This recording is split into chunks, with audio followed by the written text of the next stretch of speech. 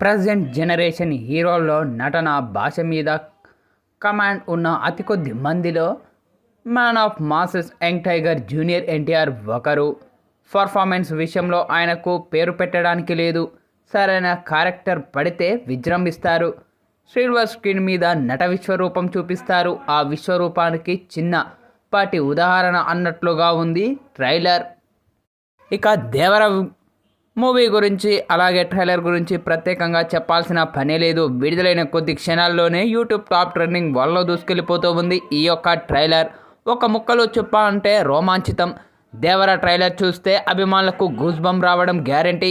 RRR విడుదలైన తర్వాత తమ అభిమాన కథానాయకుడు సినిమా ఎప్పుడొస్తుందా అని 1000 కళ్ళతో ఎదురుచూస్తున్న వాళ్లకు ఆకలిని దర్శకుడు కొరటాల శివ ఒక ట్రైలర్తో తీర్చారని చెప్పాలి.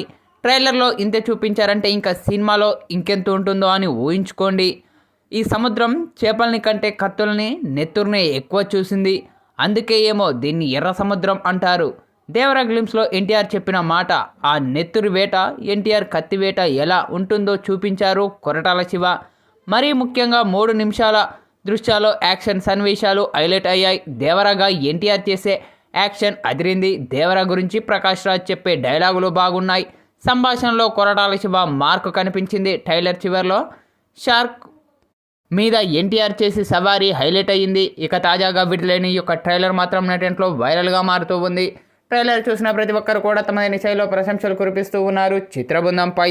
అయితే తాజాగా విడుదలైన ఈ యొక్క ట్రైలర్ను చూసిన ఐకాన్ స్టార్ అల్లు అర్జున్ తనదైన శైలిలో ప్రశంసలు కురిపించారు చిత్రబృందంపై. తారక్ బావ ట్రైలర్ చాలా అద్భుతంగా ఉంది. ఇక ఈ యొక్క ట్రైలర్లో మీ ఎంట్రీ సీన్ కానీ అలాగే మీ యాక్షన్ సీన్స్ కానీ మీ డ్యూయల్ రోల్ నటన కానీ ప్రతి ఒక్కటి చాలా అద్భుతంగా ఉంది. మరీ ముఖ్యంగా మీరు చెప్పిన పంచ్ డైలాగులు కానీ అలాగే సైఫ్ అలీ ఖాన్తో మీ యాక్షన్ సన్నివేశాలు కానీ చాలా బాగా ఉన్నాయి. ఇక అనిరుద్ అందించిన బ్యాక్గ్రౌండ్ బీజిఎం కానీ కొరటాల శివ మార్క్ కానీ ప్రతి ఒక్కటి చాలా బాగా ఉన్నాయి. పక్కా ఈ యొక్క ట్రైలర్ మరెన్నో రికార్డులను క్రియేట్ చేయాలని మనస్ఫూర్తిగా కోరుకుంటున్నాను అంటూ అల్లు అర్జున్ చేసిన ఈ వ్యాఖ్యలు ఇప్పుడు నెటింట్లో వైరల్ అవుతూ ఉన్నాయి.